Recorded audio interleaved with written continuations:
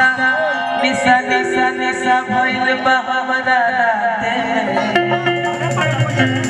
अरे निशा भइल बा हमरा राते में तू दया में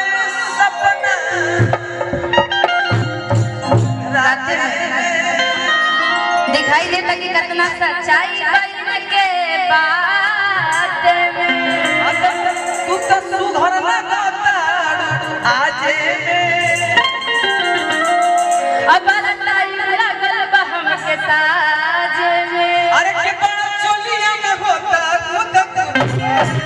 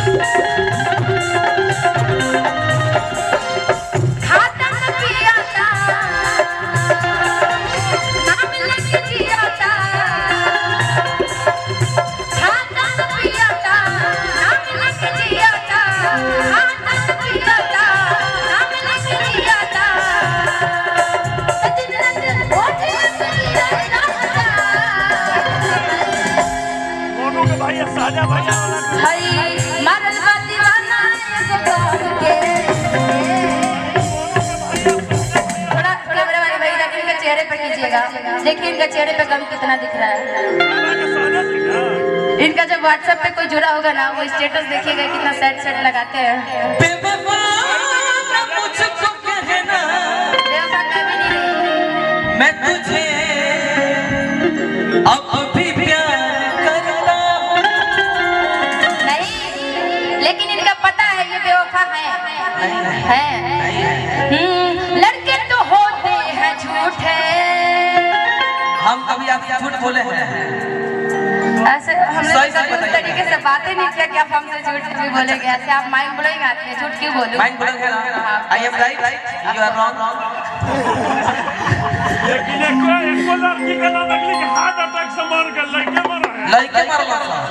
लड़कियों को हार्ट अटैक नहीं होता है भाई ये सच ये हकीकत है। प्यार बार हाय अमरल बा दीवाना एगो गाम के आ ठठिए पे गिरत रहता ठठिए पे गिरत रहता खाता न पियाता नाम लेके जियाता खाता न पियाता नाम लेके जियाता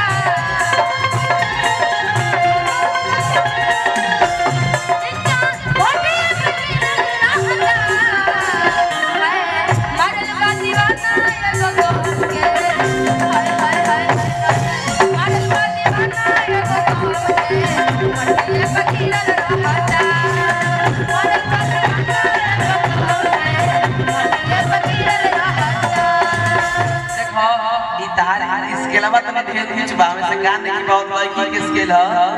तन तू बोलबो त मने औरत तनी हां हां बोलो बोलो औलम मिली अरे किसके बसाना तारा छोड़ के केरा लगन खाए आता खाए सेब संतरा छोड़ के केरा लगन खाए आप आगे कहेंगे कि मोटाने वाली बात कहेंगे तो तवारू भाई को लगनी पगले से छिपना